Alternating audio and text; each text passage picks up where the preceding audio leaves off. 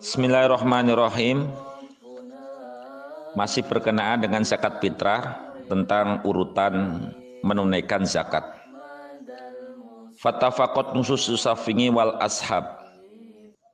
Telah bersepakat atau ittifaq beberapa keterangan-keterangan Imam Syafi'i dan para sahabat-sahabatnya di dalam madhabnya.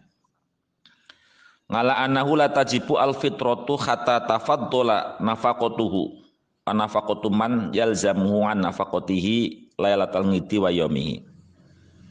Bahwa zakat fitrah menika tidak wajib kecuali ia punya kelebihan setelah menafkahi dirinya untuk kebutuhan pakan, wa nafaqati man yalzamuhu an nafaqatihi, dan juga menafkahi orang-orang yang wajib ia nafkahi. Olehnya lebih dia telah menafkahi lailatal ngidi wa yaumih, saat wayomah, saat malam id dan harinya. Wa tafaddulungan sairil mu'an, dan juga ia cukup menafkahi semua orang yang wajib dinafkahi. Kemudian masih ada kelebihan. Lebihnya berapa? Kalau memang lebihnya 1 sok, maka ya ia berkewajiban untuk zakatnya diri sendiri. Kalau ada 2 sok, maka kemudian zakat untuk istrinya. Jadi wayabda'u an nafsik. Kan Nabi ngendikakan ibda bin nafsik. Maka mulai untuk dirinya sendiri. Jangan menzakati kepada istrinya kalau dirinya tidak ada yang untuk zakat. Jadi untuk dirinya dulu. Kalau dirinya sudah, kemudian masih ada kelebihan, maka akhrajahu an zaujati. Baru zakat itu harta lebihnya adalah untuk menzakati istrinya. Kemudian kalau masih ada lagi, summa waladahu as-shaghir. Summa ya, abihi summa ummihi. Kemudian kalau memang masih ada kelebihan, baru anaknya yang kecil, baru bapaknya, baru ibunya, baru anaknya yang besar.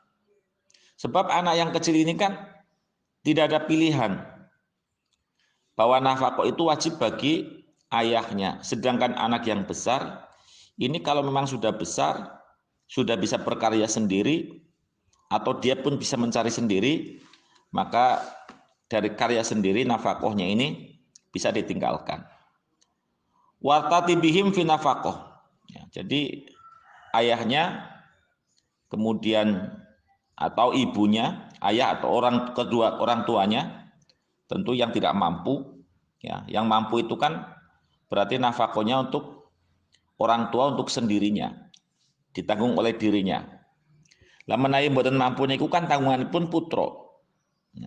Kemudian anak yang besar, dan sesuai dengan urutan di dalam pemberian nafkah. Sebagaimana hadis yang diriwayatkan oleh Jabir, anna Rasulullah sallallahu alaihi wasallam qala fi shadaqah. Baginda Nabi Muhammad sallallahu alaihi wasallam bersabda mengenai tentang zakat. Ibda binafsik fatasaddaq 'alaiha.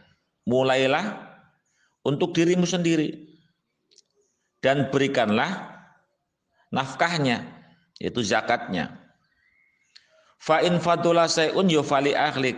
Kemudian kalau memang masih ada kelebihan, maka untuk keluargamu. Fa in fadulangan ahlika sayun falidil falidhi korobatik. Jika memang masih ada lapang, maka untuk keluargamu, kerabatmu. Fa in fadulangan dzikrobatik syai'un fahakada. Dan jika masih lebih, maka untuk yang demikian. Ya, maksudnya yang demikian, yaitu kerabat yang jauh yang menjadi tanggungannya. Ini urutan-urutan tentang menzakati, kewajiban bagi muzaki mungkin di sini kita bayangkan kepala rumah tangganya adalah laki-laki, ya, sebagai suami. Sebab ada kepala rumah tangga yang wanita, karena laki-lakinya sudah meninggal atau diceraikan. Nah, ini berarti berbeda. Kalau sudah meninggal, maka kepada wanita yang mempunyai anak kecil-kecil. Kepada istrinya yang mempunyai anak kecil-kecil. Kemudian waktu mulai wajib membayar zakat fitrah. Niki berdasarkan sebuah hadis yang diriwayatkan oleh Imam Abu Dawud dan Imam An-Nasai dari Ibnu Abbas. Faradu Rasulullah sallallahu alaihi wasallam zakatul fitri tuhratan lis-shaim. Minallahu warrafas wa tu'matan lil masakin. Jadi zakat fitrah niku fungsine nggih tuhrah wa tu'mah. Ya, tuhrah itu sebagai pembersih atau pencuci atau pembersih bagi orang-orang yang berpuasa. Mungkin saat ia puasa, dia meskipun mengucapkan malayak nih, sesuatu yang tidak berguna, sesuatu yang tidak bermakna, ucapan-ucapan lahan, ucapan-ucapan buruk, niki dengan zakat fitrah saged dipun jernihkan kembali. Sing bureng-bureng niki saged dipun resiki.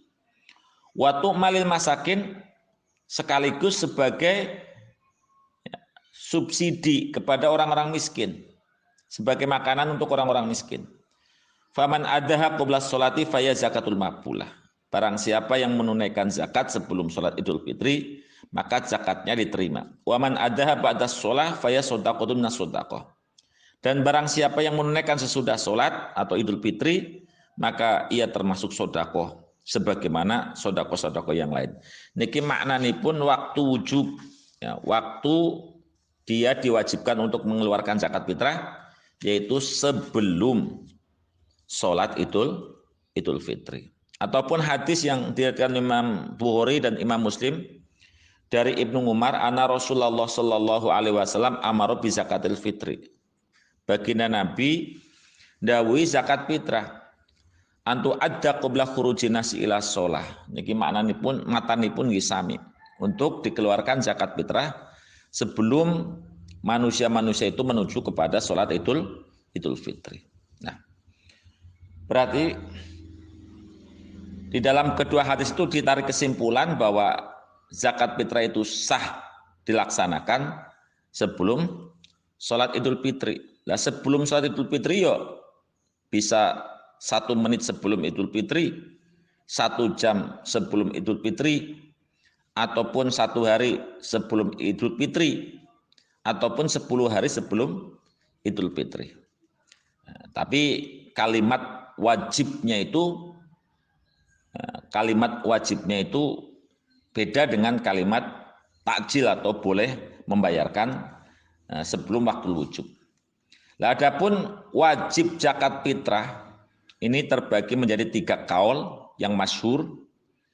Adapun kaul yang sahih yang ittifaq bitifaqihim, dengan ittifaqnya para ulama, tajibu zakatul fitri bi ghurubis syamsi lailata Idul Fitri. Ya, niki nasibun jadid. Jadi zakat fitrah itu sudah dikatakan wajib, berarti harus dilaksanakan, yaitu dengan terbenamnya matahari saat malam Idul Fitri. Dia memenangi terbenamnya matahari saat Idul Fitri. Dari situ dia sudah terbebani sebuah kewajiban yang harus dilaksanakan. Maka falau wulida lahu waladun, jika ia punya anak atau ia beristri atau ia memiliki hamba atau ia masuk Islam dari orang kafir, olehnya punya anak, olehnya beristri, dan olehnya memiliki hamba serta masuk Islam ba'da hurufi samsi wa qoblal fajri, ya, wa baqau ilal fajri, setelah maghrib, ya, dan sebelum fajar, kemudian pernikahannya, pemilikannya, anaknya ilal fajri masih bertahan, ya masih bertahan sampai fajar, lam tajib fitratu wal jadid, maka tidak wajib baginya menurut kaul kang jadid. Kenapa? Karena anak yang lahir setelah maghrib belum memenangi puasa. Begitu juga pemilikan, beristri, ia mendapatkan istri, tapi mendapatkan istrinya itu adalah saat malam Lailatul Id. Karena kewajiban zakat fitrah itu ada dua. Yang pertama, dia harus memenangi puasa. Yang kedua, juga memenangi hurufus samsi.